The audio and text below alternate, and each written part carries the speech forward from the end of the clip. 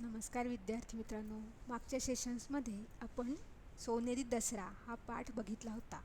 सोनेरी दसरा या पाठामध्ये आपण दसरा हा सण कसा साजरा केला जातो हे बघितलेलं आहे. दसऱ्यामध्ये कृषी महोत्सव झाला, म्हणजे त्याला धार्मिक महोत्सवाचं रूप दिलं आहे. नंतर पराक्रमाचं रूप दिलेलं आहे. त्याचबरोबर आता सीमोल्लंघन म्हणून वाईट रूढी परंपरांचं उल्लंघन करा, अशा प्रकारे आपल्याला या पाठातून बोध दिलेला आहे. मग दसरा या सणामध्ये अनेक ठिकाणचा दसरा आपण बघितलेला आहे. वेगवेगळ्या प्रांतामध्ये तो सण कसा साजरा केला जातो हेही आपण बघितलेलं आहे. सोनेरी दसरा या पाठामध्ये आपल्याला कोणत्या सोनं लुटायचं आहे, म्हणजे वाईट प्रथा आणि परंपरा यांचं उल्लंघन करून सोनं लुटायचं आहे, असं बोध आपल्याला या पाठातून दिलेला आहे. दसरा हा सण कोणत्या तिथीला साजरा करतात? सांगा, दसरा हा सण कोणत्या तिथीला साजरा करतात? तर मराठी महिन्याचा अश्विन हा जो महिना आहे, 7वा महिना, त्या अश्विन शुद्ध दशमीला, म्हणजे पहिल्या पंधरवड्यातल्या दशमीला, म्हणजे 10व्या तिथीला, 10व्या दिवशी हा सण साजरा करतात. दसरा हा सण अश्विन शुद्ध दशमीला साजरा करतात.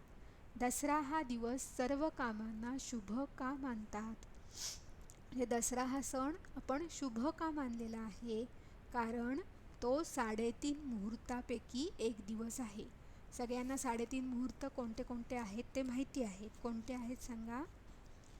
बरोबर, गुढीपाडवा, अक्षय तृतीया, दसरा आणि दिवाळीचा पाडवा, अशा प्रकारचे 3.5 मुहूर्त आहेत. ह्या 3.5 मुहूर्तांपैकी हा दिवस असल्यामुळे ह्याला शुभ दिवस असं मानतात. सीमा ओलांडणे म्हणजे काय? तर सीमा ओलांडणे म्हणजे वाईट चालीरीती, भेदभाव यांना बाहेर पाठवणे म्हणजेच सीमोल्लंघन होय. कोणत्याही 2 सामाजिक अनिष्ट गोष्टी सांगा. वाईट रूढी, प्रथा किंवा उच्च-नीच भेदभाव या सामाजिक अनिष्ट गोष्टी आहेत. समानार्थी शब्द लिहा. रात्र, रजनी, गरीब, गरजू. सीमा म्हणजे हद्द होऊ शकतं, पण इथं पाठानुसार वेस, गावची सीमा, म्हणून सीमा इथं वेस म्हणून धरलेलं आहे. पण प्रत्यक्षात सीमा म्हणजे हद्द झाली, मर्यादा असं आपण म्हणू शकतो. शहर, नगर, घट, कलश, म्हणजे इथं घट म्हणजे घट उभारणार आहोत किंवा घट बसवणार आहोत, म्हणून कलशात त्याचं धान्य कलशाच्या शेजारी पेरतात, म्हणून त्याला घट असं म्हटलेलं आहे. विरुद्धार्थी शब्द लिहा. दिवस, रात्र, पुढे, मागे, प्रगती, अधोगती. प्रगती झाली म्हणजे वाढ झाली, अधोगती म्हणजे संख्या कमी झाली किंवा अधोगती झाली. प्राचीन म्हणजे पूर्वीच्या काळी, अर्वाचीन म्हणजे आधुनिक किंवा आत्ताच्या काळातलं. ज्ञान, अज्ञान. थोडक्यात उत्तरे लिहा. दसऱ्याच्या दिवशी कोणकोणत्या गोष्टी केल्या जातात? सांगा, दसरा सण आपण साजरा करतो, कोणत्या कोणत्या गोष्टी करतो? तर दसऱ्याच्या दिवशी धार्मिक स्वरूप दिलेलं आहे. पूर्वीच्या काळापासून दसरा या सणाला धार्मिक स्वरूप दिलेलं आहे. पहिल्यांदी कृषी महोत्सव होता. कृषी महोत्सव का होता? कारण सगळेजण शेती करत होते आणि शेतीतलं जे धान्य यायचं ते त्या दिवशी देवाला अर्पण केलं जायचं, किंवा जेव्हा सीमोल्लंघन करून बाहेर जायचे तर तेव्हा ती डोक्यामध्ये, टोपीमध्ये ते लोंगर किंवा ते नवीन धान्य खोवलं जायचं. आपल्याकडे कोकणात सुद्धा भांड्यांना सुद्धा ती दसऱ्याच्या दिवशी भाताचे लोंगर लावण्याची पद्धत होती. मग दसऱ्याच्या दिवशी काय केलं जातं? शमीपूजन केलं जातं, अपराजिता देवीची पूजा केली जाते, सीमोल्लंघन केलं जातं आणि शस्त्रपूजाही केली जाते. शस्त्रपूजा का केली जाते? की जेव्हा कृषी महोत्सवानंतर जेव्हा युद्ध करण्याची वेळ आली, आपापसात साम्राज्य जेव्हा निर्माण झाली, म्हणजे काय, छोटी छोटी नगरं, गावं. मग गावं असल्यामुळे प्रत्येकजण कसं की आमचं गाव श्रेष्ठ, किंवा एका राजानं काय केलं की अनेक साम्राज्य किंवा अनेक नगरं आपल्या एकाच आपल्या आधिपत्याखाली किंवा शासनाखाली आणलेली आहेत. जसं आपलं आता गाव, तालुका, शहर असं असतं ना, गाव, तालुका, जिल्हा, म्हणजे ज्याच्यामध्ये बरेच असतात. म्हणजे आपण तालुका कुठला आहे किंवा जिल्हा कोणता आहे, मग देश, राज्य, देश असं आपण म्हणतो. मग तसंच त्या काळीसुद्धा अनेक साम्राज्य निर्माण झाली. मग त्या युद्धाला उपयोगी पडणारी शस्त्रपूजा, म्हणजे तलवारीनं युद्ध केलं जायचं किंवा दांडपट्टा, काही अशी जी युद्धाची सगळी जी साधनं होती त्यांची पूजा ह्या दिवशी पराक्रमाचा दिवस म्हणून केली जायची. विजयाचा दिवस, विजयादशमी आपण म्हणतो. मग पराक्रम जो जो गाजवलेला आहे तो गाजवलेला पराक्रम जनतेला कळण्यासाठी किंवा कोणत्या कोणत्या शस्त्रांनी पूजा केली आहे, मग त्या शस्त्रांचं सुद्धा पूजन झालं पाहिजे की त्या शस्त्रांमुळे विजय मिळवला आहे, म्हणून त्याबद्दल कृतज्ञता म्हणून त्या शस्त्रांचीही पूजा केली जायची. की जी शस्त्र आहेत ती शस्त्र म्हणजे सुद्धा योद्धाच आहेत, कारण त्यांच्यामुळे आपण विजय होऊ शकतो. जसं आपल्याकडे लेखणी असेल, म्हणजे पेन असेल तर आपण लिहू शकतो. आपल्या डोक्यात खूप विचार आहेत किंवा आपल्याला बुद्धिमत्ता खूप आहे, पण आपण ते जर लिहिलं नाही, म्हणजे परीक्षेत आपण उत्तर लिहिलं नाही, तर आपल्याला मार्क मिळतील का? नाही मिळणार. गुण मिळण्यासाठी आपल्याला जसे बौद्धिक कष्ट घ्यायला लागतात तसे शारीरिक लिखाणाचे पण कष्ट घ्यायला लागतात, किंवा त्याच्यासाठी पेनसुद्धा आपल्यासाठी आवश्यक आहे, पुस्तक आपल्यासाठी आवश्यक आहे. मग ही जी शस्त्र आहेत तर त्या शस्त्रांचं पूजन त्या दिवशी केलं जातं, म्हणून शस्त्रपूजा केली जाते. युद्धाला उपयोगी असणाऱ्या पशूंचीही पूजा केली जाते. मग कोणते कोणते पूर्वीच्या काळी होते? हत्ती, घोडे, ही जी पशु होते त्या पशूंची सुद्धा गरज असायची युद्धासाठी, कारण ते सैन्यातलाच एक भाग असायचा की त्यांच्यामुळे अनेक युद्ध जिंकता येत होती, म्हणून त्यांचीही पूजा केली जायची. सरस्वती म्हणजेच ज्ञान आणि लक्ष्मी म्हणजेच धन यांची पूजा केली जायची. सरस्वती म्हणजेच ज्ञान काय, तर सरस्वती पूजनानं आपल्याला ज्ञान मिळालं पाहिजे म्हणून सरस्वतीची पूजा केली जायची. आणि लक्ष्मी म्हणजे जे आणलेलं धन आहे तर त्या धनाची सुद्धा पूजा केली जायची की हे धन लक्ष्मीनं आपल्याला विजय मिळवून दिला, म्हणून त्या धनाची पूजा केली जायची. दसऱ्याचे प्राचीन काळातील स्वरूप सांगा. म्हणजे पूर्वीच्या काळी दसरा सण कसा साजरा केला जायचा, तर दसऱ्याला सर्वात प्राचीन काळी कृषी महोत्सव म्हणून तो साजरा केला जात असे. का कृषी महोत्सव म्हणून साजरा केला जात असे, कारण पावसाळा संपलेला असायचा, त्यामुळे शेतामध्ये पीक चांगलं तयार झालेलं असायचं.